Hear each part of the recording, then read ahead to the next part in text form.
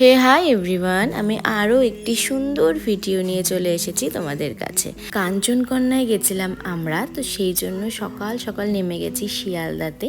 তো সেখানে না একটা খুব সুন্দর ঘটনা ঘটে। যেই গাড়িটা আমরা শেয়ারিংয়ে নিয়েছিলাম, শেয়ারিংয়ে নেওয়ার কথা একদমই ছিল না, তবে হয়ে গেছে। আর শেয়ারিংটা ছিল এমন একজন কাপলের সাথে যারা সেই ইভেন্টে এসেছে। তাদের সাথে পরিচয়টা পরে করাচ্ছি। আর দেখো, আমরা হোটেলে আমাদের বুকিং করাই ছিল, তো সেই হোটেলে এসে আগে ফ্রেশ হয়ে খেতে যাব, তার কারণ প্রচণ্ড খিদে পেয়ে গেছে। আর আমি যে কুর্তিটা পরে আছি সেই কুর্তিটা কিন্তু আমি ত্রিশান বুটিক থেকে। আমাদের হোটেলটা বুকিং করাই ছিল আগের থেকে, সিটি সেন্টার 2 এর একদম সামনে, এয়ারপোর্ট গেট নাম্বার 1-এ শ্রীকৃষ্ণ হোটেলে। আর আমার একদম লিফটে আমি চড়তে পারি না, একদমই না, ভীষণ ফোবিয়া হয় আমার। আর আমি লিফটের কাছে ওয়েট করছিলাম যে হয়তো সঞ্জয় লিফটে নামবে, দেখিও আমার পিছু পিছু সিঁড়ি দিয়ে নেমে গেছে। তো এই হোটেলেরই রেস্টুরেন্টে আমরা চলে আসলাম নিচে খেতে।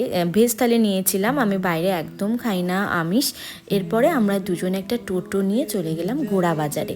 ওখান থেকে এসে আমরা একটুখানি রেস্ট নিয়ে 3:30-4টার দিকে বেরোবো রেডি হয়ে ইকো পার্কে। তো এসে আমরা না একটুখানি নিচে বসেছি, কারণ আমার আবার হেঁটে হেঁটে উপরে যেতে হবে, তাই একটু রেস্ট নিচ্ছিলাম। এবার উপরে গিয়ে রেডি হয়ে আমরা কিন্তু আবার নিচে আসব, আমরা যাব ইকো পার্কে ঘুরতে। আর সেদিন ছিল প্রচণ্ড পরিমাণে গরম, মানে বলার বাইরে। তো যাই হোক, এই তো দেখো রেডি হয়ে চলে এসেছি। আর আমরা কিন্তু আমরা আর তাপসী আর ওর হাজব্যান্ড ছিলাম কিন্তু একই হোটেলে। তো এরপর আমরা যাচ্ছি হচ্ছে ইকো পার্কের জন্য। আগে যাব সিটি সেন্টার 2-এ, যেখানে আমাদের ইভেন্টটা হবে সেটা দেখার জন্য। আর এই যে তাপসী, খুব মিষ্টি একটি মেয়ে, আর ওর যে হাজব্যান্ড ছিল গোপীনাথ, ও ভীষণ ভালো, আমি ভাই বলে ডেকেছি ওকে, খুব ভালো।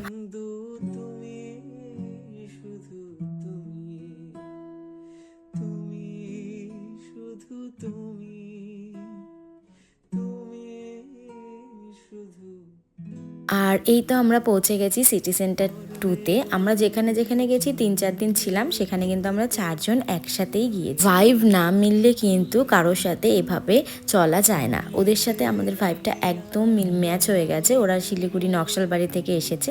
তো যাই হোক, সিটি সেন্টারে এখন ঢুকবো না, একটুখানি ফটো ভিডিও করে এবার আমরা চলে যাব ইকো পার্কের দিকে।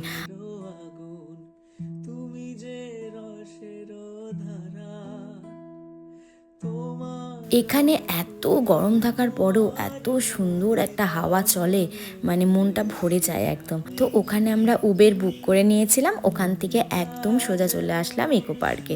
আর প্রচণ্ড গরম ছিল সেদিন, তোমাদেরকে তো আগেই বললাম, দেখো চেহারার অবস্থা একদম শেষ।